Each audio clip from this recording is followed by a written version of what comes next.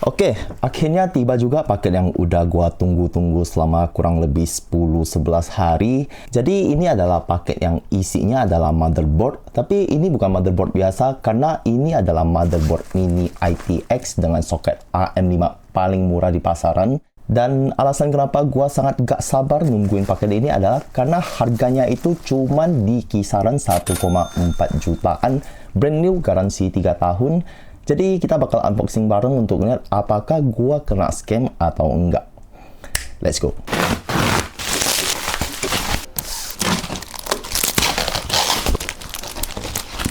What? Beneran dong.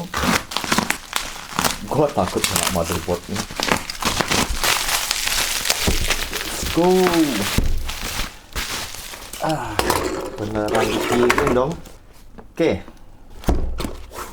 Masih segel. Nota pembelian. Cakep banget.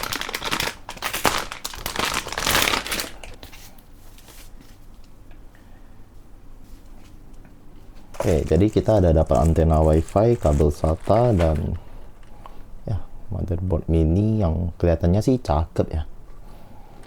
Oke, gue masih lumayan speechless dan gue sebenarnya agak siapin mental kalau misalkan itu gue dikirimnya motherboard B850M karena Maxsun itu ada bikin motherboard yang versi MATX-nya juga. Tapi pas ngeliat kotaknya itu beneran ukurannya kecil, gue udah semangat banget pas unboxing tadi. Dan ya, gue beneran senang sih bisa dapatin motherboard mini ITX, soket AM5, chipset B850 di harga 1,4 jutaan dan ini brand new. Harga normalnya itu ada di kisaran 2 juta pas, yang menurut gua sih harganya itu emang udah termasuk sangat murah ya. Sebenarnya ada satu motherboard yang sama-sama pakai B850 yaitu merek Jinye kalau nggak salah pronunciation-nya.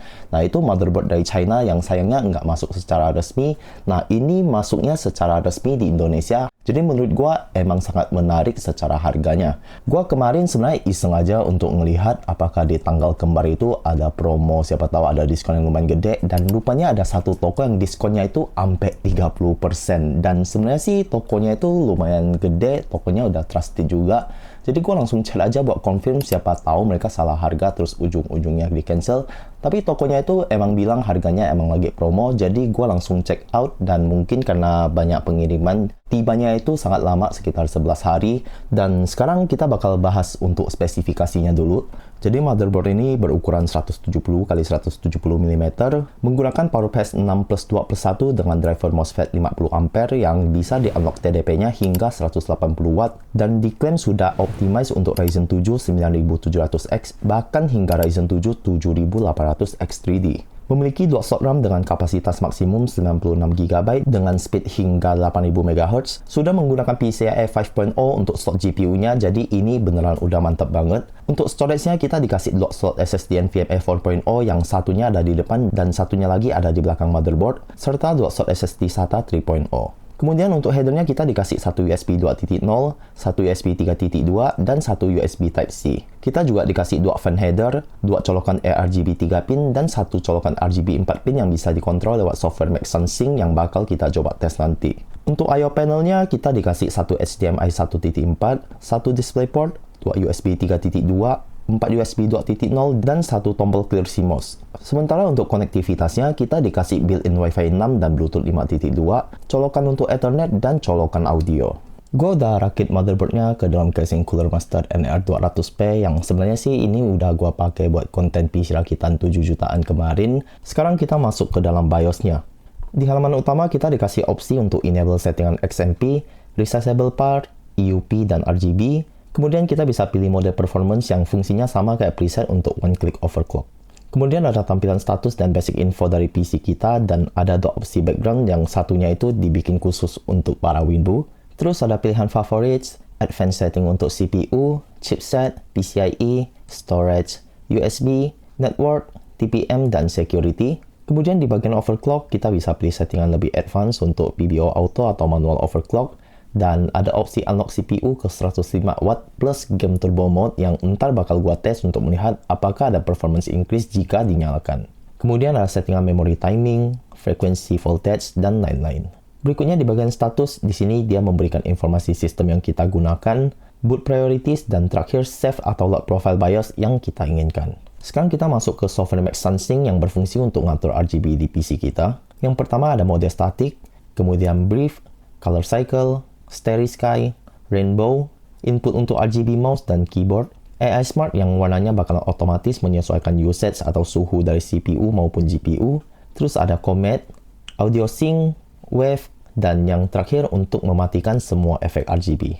Terus kita juga bisa setting brightness dan atur pilihan bahasa di sini. Sekarang masuk ke dalam bagian pengetesan. Gue udah tes motherboard ini pakai Ryzen 5 9600X plus RAM Kingston Fury Beast 2x8GB 5200 MHz, cooler Thermalite Assassin X120 dan Radeon RX 6600 XT dengan beberapa metode pengetesan untuk melihat apakah ada perbedaan performa jika kita menggunakan preset yang disediakan dari BIOS-nya. Yang pertama di pengetesan Cinebench R23, di mode default gue mendapatkan skor sebesar 14.278 points. Kemudian di mode TDP Unlock 105W serta game turbo mode dinyalakan, gue mendapatkan skor sebesar 16.072 points atau 12,56% performance increase.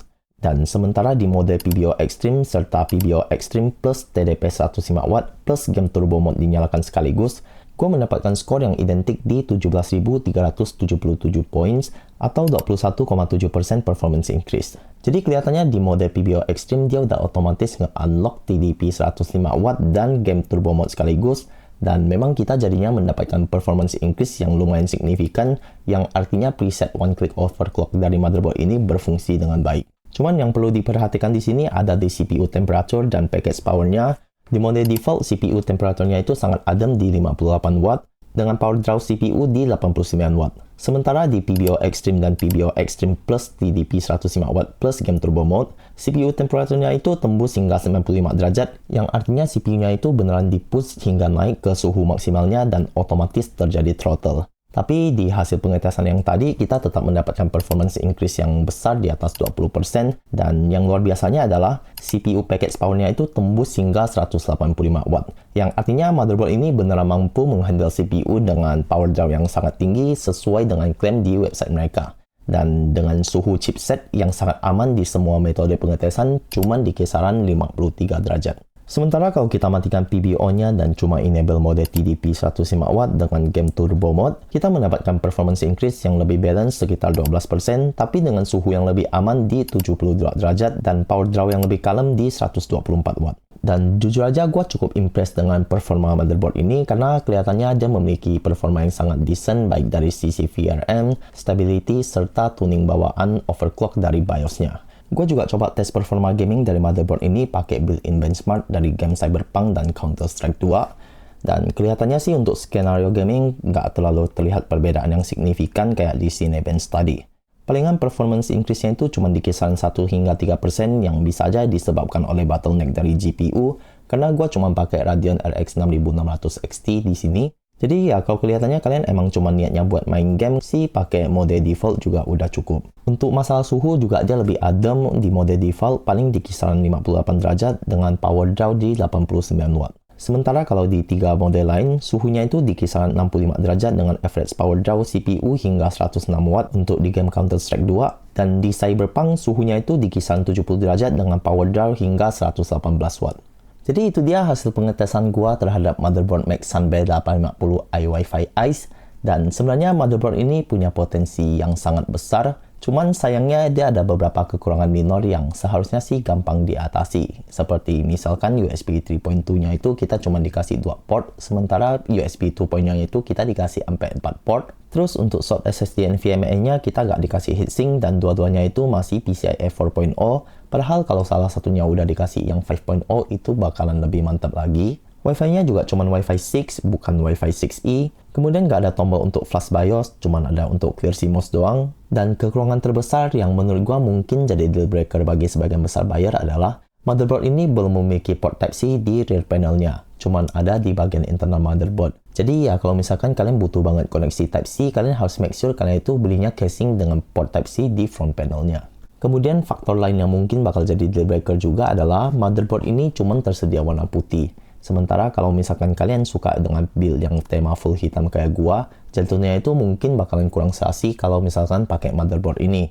Dan to be honest, gue juga kurang sreg sih dengan accent warna orange di motherboard ini, tapi ya itu udah menjadi ciri khas dari Maxsun. Gue sih lebih berharap kalau misalkan dibikin putih silver kayak di motherboard MSI itu bakalan lebih clean dan minimalis lagi.